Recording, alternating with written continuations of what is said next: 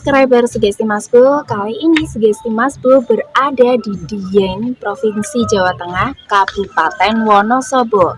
Kali ini aku tepat berada di Telaga Warna yang konon ceritanya banyak mitos yang terkandung di Telaga Warna di sini. Nah, menurut penelitian juga Telaga Warna ini di dalam itu tidak ada spesies apapun karena pH airnya itu sangat rendah, yaitu cuman 2.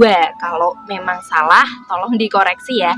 Dan kenapa bisa dikatakan Telaga Warna? Tetap ikuti Sugesti Masbo dan jangan lupa untuk like, share, dan subscribe.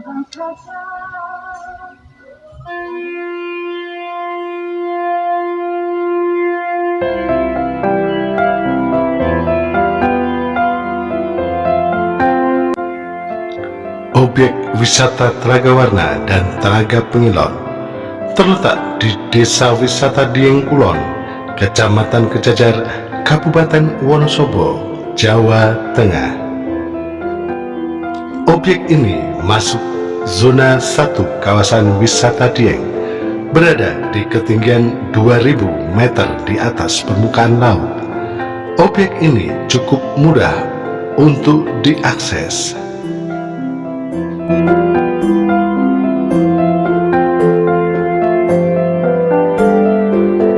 Warna air di telaga ini kerap berubah-ubah dari hijau, biru, kuning, hingga kemerahan. Hal ini disebabkan adanya kandungan belerang di Telaga Warna. Selanjutnya, di sisi lainnya akan menjumpai Telaga Pengilon. Telaga ini memiliki air yang jernih dan tidak mengandung belerang, sehingga warna airnya cenderung tetap dan tidak berubah-ubah, layaknya Telaga Warna.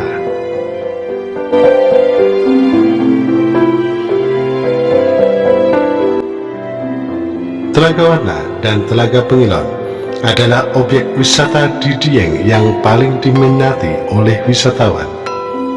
Ternyata telaga tersebut menyimpan sebuah legenda yang secara turun-temurun diceritakan warga Kayangan Dieng.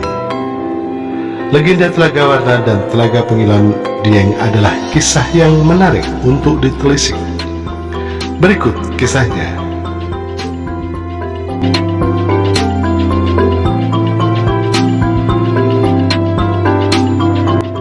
Alkisah. Hidup seorang ratu yang terkenal di samudera luas sebagai penguasanya. Sang ratu memiliki seorang putri yang cantik, yang telah tumbuh dewasa.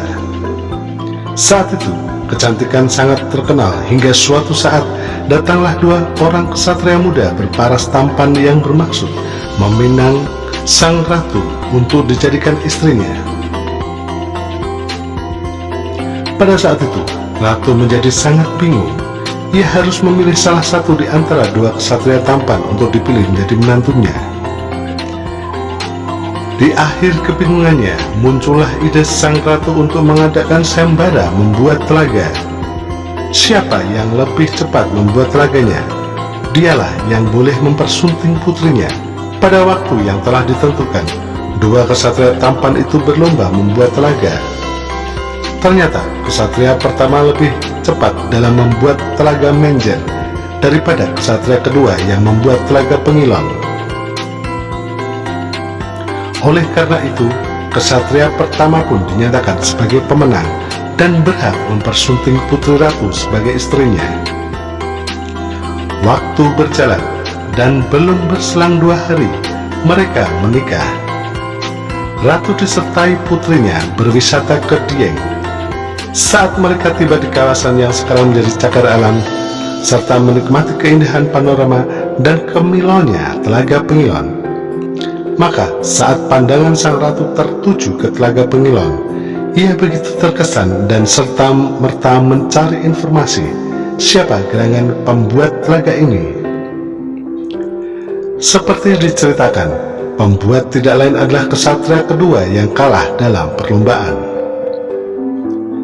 Tak lama kemudian, sang ratu memanggil pengawalnya dan memerintahkan untuk menghadirkan menantunya. Si ksatria pertama ke hadapannya.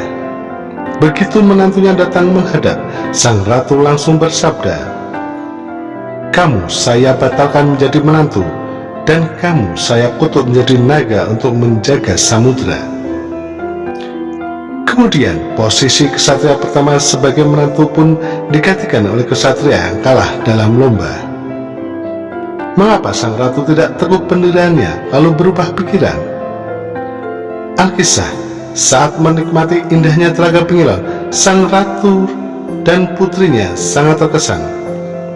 Dalam hati mereka membandingkan dengan Telaga Menjer, buatan satria pertama yang biarpun waktu pembuatannya lebih cepat, namun buatannya kasar, airnya beriak atau bergelombang. Ini menandakan bahwa sifat pembuatnya kurang baik. Sebaliknya, Telaga Pengilon buatan satria kedua airnya jernih, berkilau-kilau, tenang, penuh kedamaian, dan semua ini menandakan bahwa satria kedua pembuat Telaga Pengilon ini memiliki sifat dan hati yang baik. Karena sangat terkesan, lalu sang ratu dan putrinya pun mandi. Mereka menyangkutkan pakaiannya di pepohonan. Di tengah-tengah keasikan mereka berkecimpung di dalam air yang sejuk, sekonyong-konyong datanglah angin kencang yang menerbangkan pakaian sang ratu dan putrinya yang berwarna-warni dan terjatuh di bagian telaga yang lain. Sesaat air telaga itu berubah warnanya, lalu terciptalah telaga warna sebagai akibat jatuhnya pakaian sang ratu dan putrinya, atau bisa dikatakan pakaian sang ratu dan putri yang luntur ke dalam air telaga. Itulah tadi legenda dan mitos dari Telaga Warna dan Telaga Pengilon. Semoga informasi tadi bermanfaat bagi para subscriber Sugesti Masmu. Dan seperti biasa, di akhir acara saya selalu mengucapkan, if there is a truth, I'm sorry. If there is a mistake, I'm sorry. Perfection only belong to God. See ya.